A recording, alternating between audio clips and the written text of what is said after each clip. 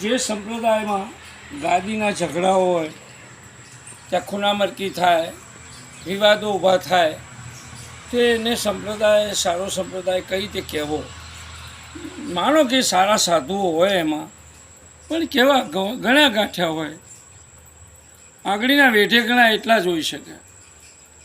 અને એમાંય પાછા આડું સનાતન ધર્મની વિરુદ્ધ જ્યારે કોઈ બોલે, કોઈ સાધુ એમાંનું, તો પછી ઘણી બધી સમસ્યાઓ થાય.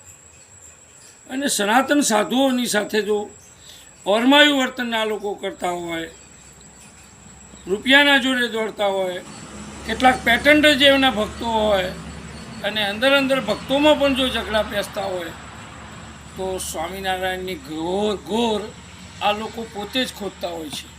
અને એમાં પણ સનાતન ધર્મની વિરુદ્ધ જો કોમ્પિટિશન કરે, અને એમાં સનાતન દેવો અને દેવીઓને સંતોને જો નીચે પાડવાની વાત થતી હોય, અને એવો પ્રયત્ન થતો હોય જાણે અજાણે એ લોકો તરફથી, તો ચોક્કસ આ ધર્મના માટે ખતરો છે. સાવધાન, ખતરો તમારા ઉપર આવી રહ્યો છે.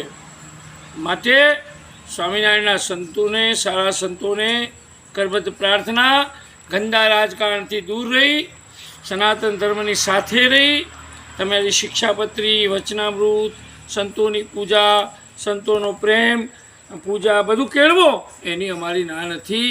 માટે આટલી જ વાત મારે કરવી પડે છે.